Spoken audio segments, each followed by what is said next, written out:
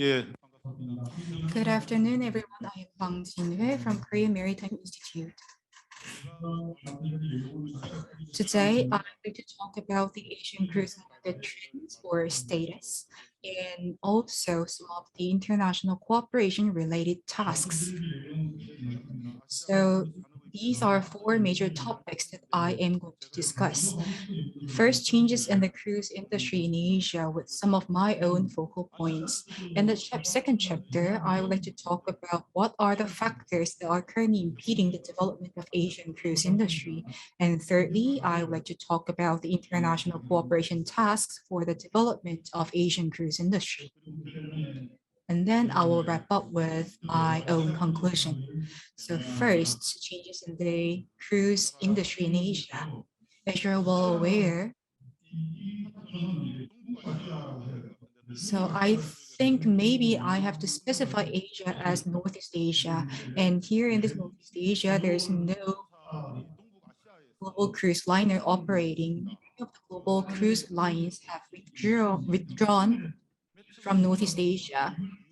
After June 2022, there are no cruise lines currently operating in Northeast Asia, as you can see from the two maps, which compares March 2022 and June 2022. In my opinion, in the foreseeable future, there is possibility that there would be no global cruise line operating in Northeast Asia, maybe after 2023 from Kasuya. If Korea and Japan start to cooperate and change policies, maybe we can hasten that timing and usher in the operation of global cruise lines.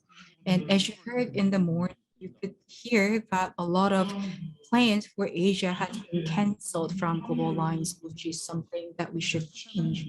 And also, about 10% of the ports of calls are located in Asia, but then there's no cruise ship operating in Asia, which is very regrettable.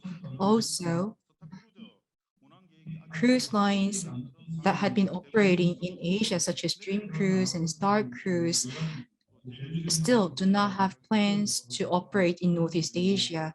Maybe because of the financial reasons, they have moved to Singapore. And because of the low revenue and low demand, many of the global cruise lines are deploying their ships somewhere else. I believe this slide looks familiar to you.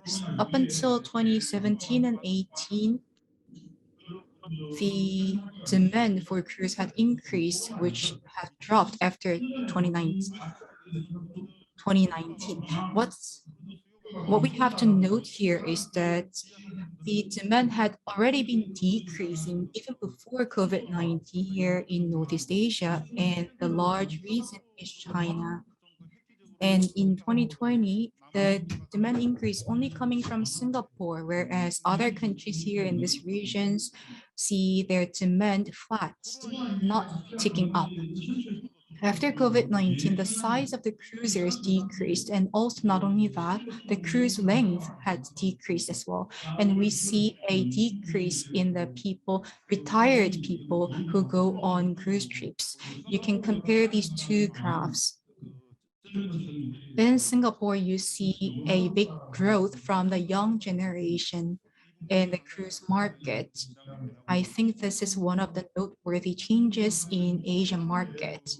This graph looks rather complex, but this graph shows top ports by number of calls. What I'm trying to say is that the number of calls to South Korea and China had decreased a lot. And this is Asia's main destination, sorted by top destinations. China and Japan had traditionally been on top of these graphs, but these had come down. So the Northeast Asian market is not in good shape in diverse aspects. Then what are exactly the factors that are impeding the development of the cruise industry in Asia? There can be a lot of factors, but I would like to point out three of them. First, unlike global markets, Asian countries are restricting entry into their ports. notably Japan and China. As for CDC announced the end of COVID-19 program targeted against cruises. Before that, to operate cruise ships, they had to come up with diverse preparations and come up with protocols and went through and had to go through stringent tests. However, CDC is now saying that cruise lines no longer have to do that. And as you heard, 90% of the ships are back to operation, but still Korea, China, and Japan and many Asian countries are still restricting foreign ships' entry into ports.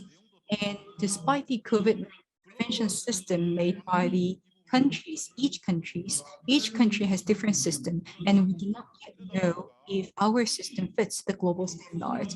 So from global cruise line perspective, they have no merit whatsoever to enter the Northeast Asian market. The second reason is the supply problem related to cruise ships. Most cruise ships operating in Asia are global cruise ships headquarters outside Asia, and there is few cruise ships in Asia.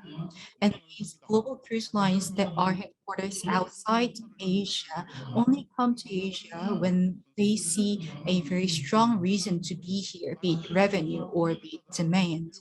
And Asia-based cruise companies have only a few ships in Japan, China, and Hong Kong. So to develop this industry further, we need more ships.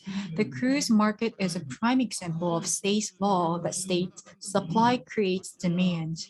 I believe that the main reason for the delay in cruise development here in this region is the lack of supply of cruise ships.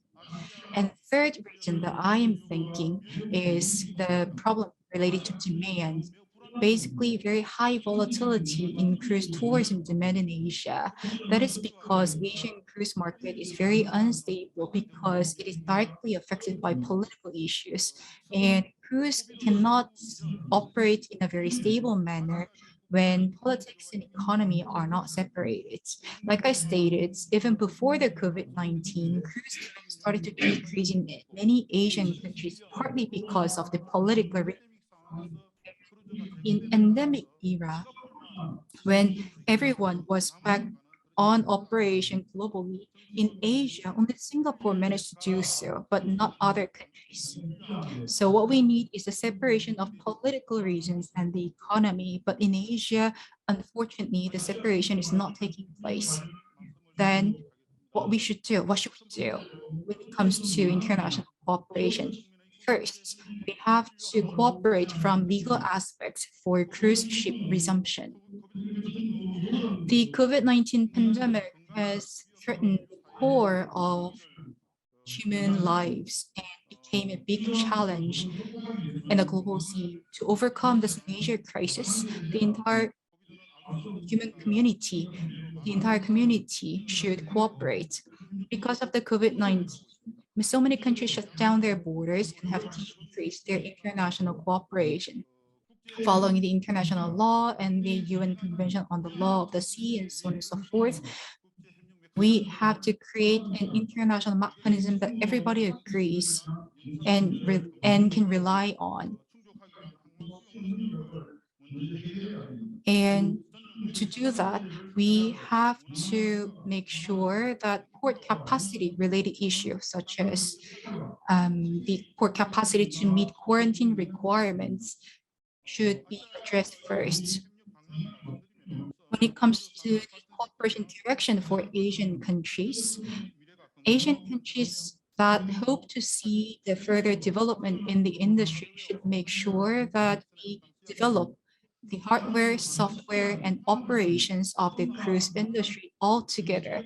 When the ship comes, there should be a predefined protocol that every stakeholder can follow. And in case there is the positive case on board, there should be a predefined protocol as to, for example, who should bear the cost and who should do what. This is the prerequisite for the cooperation. Secondly, not only from the legal perspective, we have to cooperate for the safety of the ports as well. We have to create safe ports and create a network of these safe ports. In Asia Pacific region, there is no regional cooperation framework that can be likened to EU healthy gateways. So because of the lack of the regional cooperative framework, we cannot collectively respond in case of a problem related to cruise. So we have to think about the specific cooperation mechanism at the regional level so that we can incentivize or encourage the cooperation between ports so that no port can just blindly say no to the ship that is trying to make a call. We have to create a method following which ports can cooperate.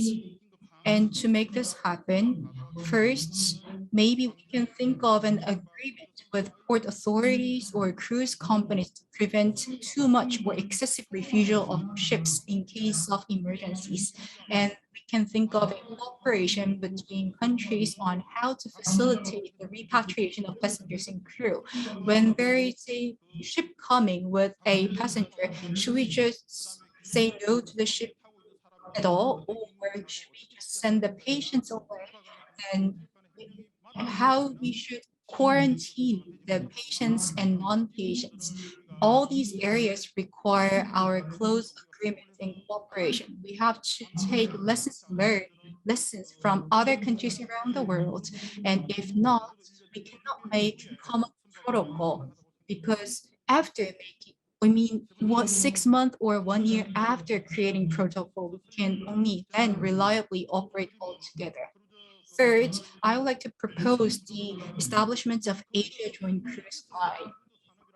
Only when there is cruise ships, we can vitalize the cruise industry. We cannot imagine aircraft industry without aircraft, right?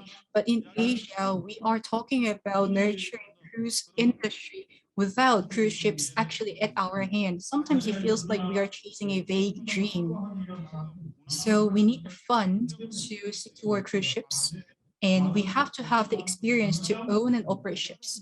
But then what we have is a abundance tourism destination resources, and based on this, I hope that we can create a joint cruise line. About the potential financial flow that I have in mind, I have created a chart on the right. We can make use of the public and private consultative bodies so that we can invite diverse public and private investors on board. And in Japan, 27 different stakeholders pool their money together to create a product. I think this is something we can make use of. Only then I believe Asian cruise market can further develop. So in conclusion, the Asian cruise market is currently at a very critical juncture. Will it just remain as a port of call or will it be the center of the global cruise market? Only when we cooperate, we can expect the growth of the cruise industry here in Asia. For the sake of the development of the industry, what we need is cooperation and investment from the countries, safe network of between ports and collective response to COVID-19 and the establishment of joint company. I think these are some of the things that we need at the moment. I hope a lot of discussions can take place around all these issues. And we do have ACLIN in this region, but I hope that the government can play even larger roles so that governments can listen to the voices of the private sector, because if they do not do so, ACLIN has its limitation. I believe that there should be a consultative body on top of the ACLIN as well, and that would be it from me. Thank you very much.